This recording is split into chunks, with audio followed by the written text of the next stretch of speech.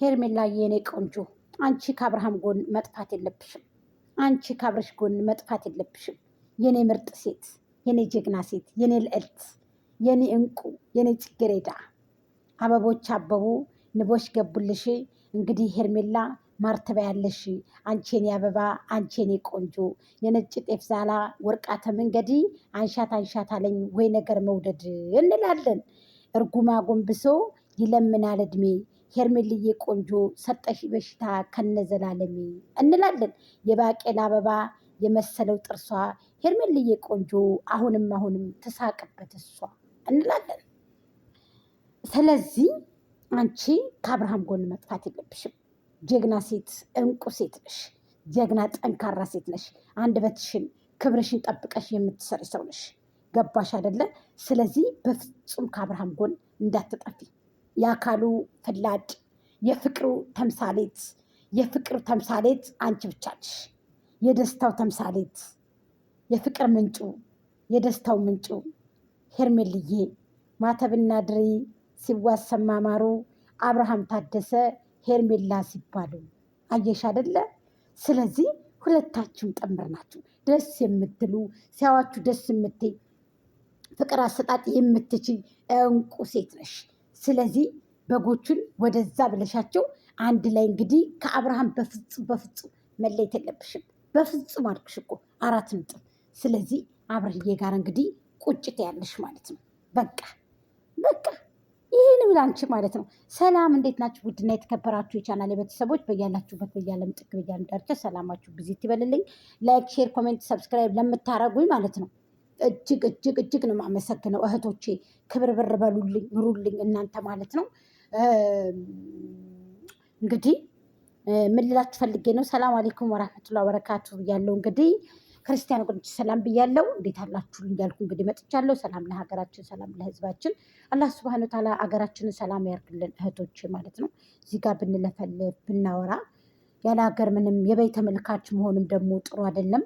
አብላን አታስበላን ፈርጅን አታስጨርሰን እያልኩኝ እንግዲህ እኔም መጥቻለሁ ማለት ነው። እንግዲህ የበይ ተመልካች መሆንም ጥሩ አይደለም እንግዲህ።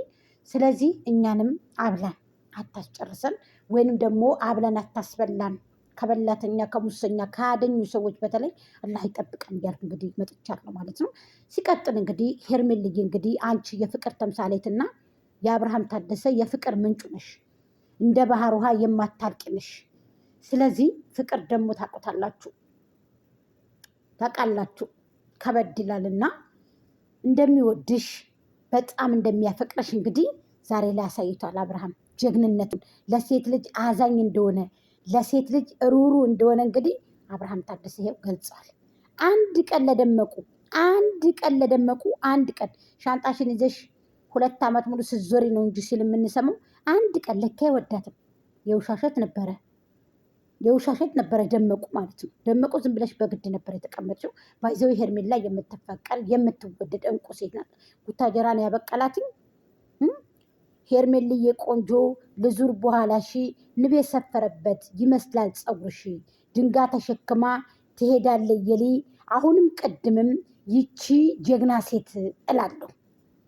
ስለዚህ አንቺ ጀግና ሴት ነሽ፣ ለእኔ እንቁ ሴት ነሽ። ስለዚህ በርቺ፣ ጠንካራ ሴት ነሽ፣ ጀግና ሴት ነሽ።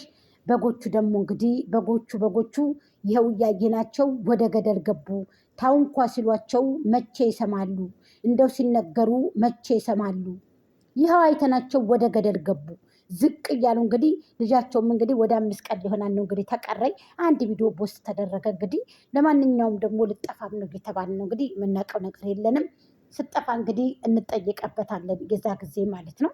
ጌታን ተጠያቂ እናንተ ናችሁ እያለ ነበር እንግዲህ አክስቲቱ ማለት ነው። ሊታፈር ተከንፈር የሚባል ነገር አለ። አንዳንድ ጊዜ እንደው ለሶሻል ሚዲያ ብላችሁ ዝቅ ባትሉ ራሳችሁን ዝቅ ባታድርጉ በጣም ጥሩ ነው። እንግዲህ ሄርሜልዬም እንግዲህ የአብርሃም እንግዲህ አዲሷ ፍቅረኛው እንግዲህ የኔ መልካም የኔ ቆንጆ ሄርሜልዬ የኔ ውድ የኔ እንቁ ሴት እንግዲህ በቤትሽ ደግሞ ዛሬ ከተፈተ ያለሽ ማለት ነው። እኛም እንጠብቅሻለን። እንግዲህ ተባብራችሁ 50 ሺህ አስገቧትኝ። እኛም ጊፍት እናወርዳለን። አንድ አንበሳ 2 ሪያል በዚህ ሀገር በሳውዲ እናወርዳለን።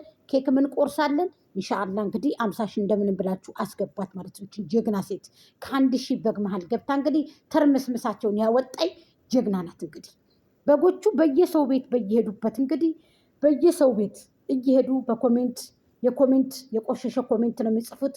በየሄዱ ስድብ ነው በየሄዱበት እንግዲህ እየተሳደቡ የደመቁ በጎች እንግዲህ በየፊናው እንግዲህ ተሰማርተው የሚሰሩትን ስራ ታውቃላችሁ። ስለዚህ አንቺ ደግሞ ለእኛ እንቁ ሴት ነሽ። አንቺን ይዘን ደግሞ አናፍርም። አብርሃምን ይዘን ደግሞ አናፍርም። በቃ 4 ነጥብ። ስለዚህ ወደፊት እንጂ ወደኋላ የለም። የምን መተከዝ የምን ማልቀስ። ጀግና ሴት ነሽ። ደመቁ 2 ዓመት ከ4 ወር የአህያ ስጋ የማይበላውን አርዳባቸው ጠፋች። አልሐምዱሊላ እንኳን የጠፋች። እኛ እንድትጠፋ ነው የምንፈልገው።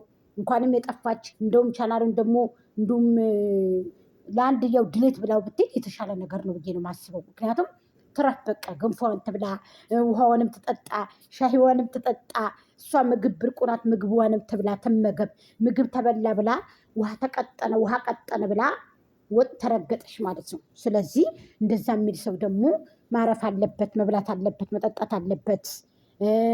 ሰረቁም እንግዲህ ያመጡላትን በጎቹ ደግሞ የሚሰበስቡላትን እንኳን ማርያም መረች እያሉ እንግዲህ ይህን የምትፈልገው በጎቹ እንግዲህ በበጀት የተበጀደ ብር እንግዲህ ሊያስገቡላት እንግዲህ ዝግጁ ናቸው ማለት ነው። እኔ ደግሞ መቼም እናንተ ይሄ ብርቃችሁ አይደለም።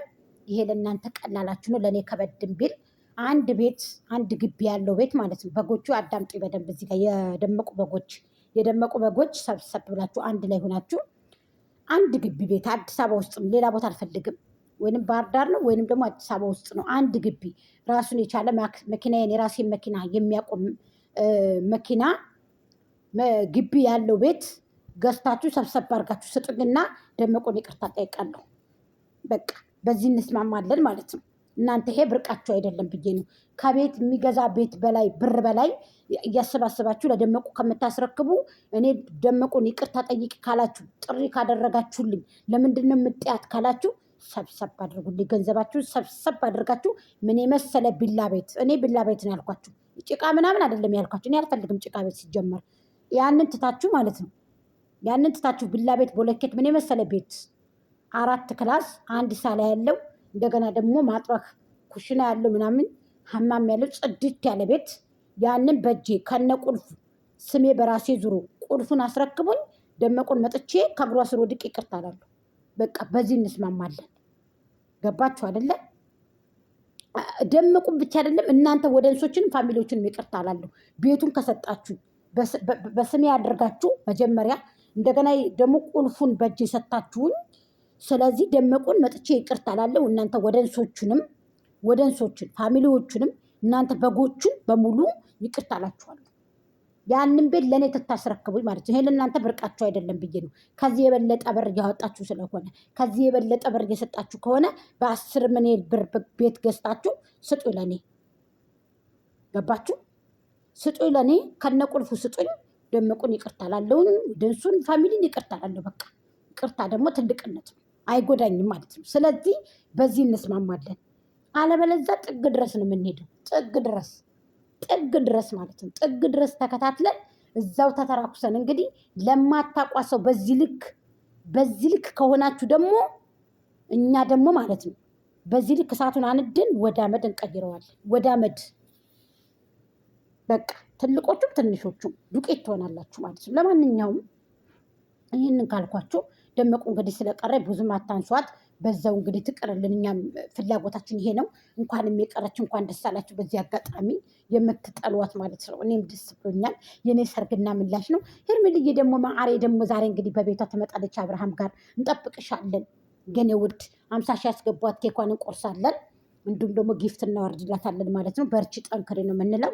እየበረታች ወደፊት ነው እንጂ ወደኋላ የለም። አብርሃም ታደሰ ደግሞ እንቁ ወንድማችን ነው።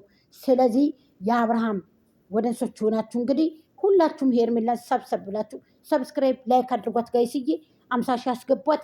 ኬካችንን በደንብ አድርገን እንቆርሳለን፣ እንበላለን፣ እንጠጣለን። 4 ነጥብ። ይሄ ነው ፋክቱ።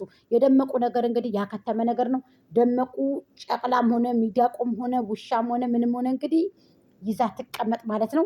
አሊያም ደግሞ እኔ ልብስ ነው ብዬ ነው ማምነው። እንደገና ደግሞ ይሄ አሻንጉሊት ነው ብዬ ነው ማምነው። ምክንያቱም የወለደ ሰው በዚህ ልክ መንቀሳቀስ ያቅተዋል፣ ይሸነፋል። እሷ ደግሞ የተውሶ ልጅ ይዛ መታ እዚህ ጋር ሰውን ታላግጥበታለች። አሁን ደግሞ ልጇን የት ነው የምትጠፋው? ጫካ ውስጥ ነው የምትሄደው። ከዚህ በፊት ካናዳ ልከን ነው ለንደን ልከር ነው ተብሎ እኮ እንዴ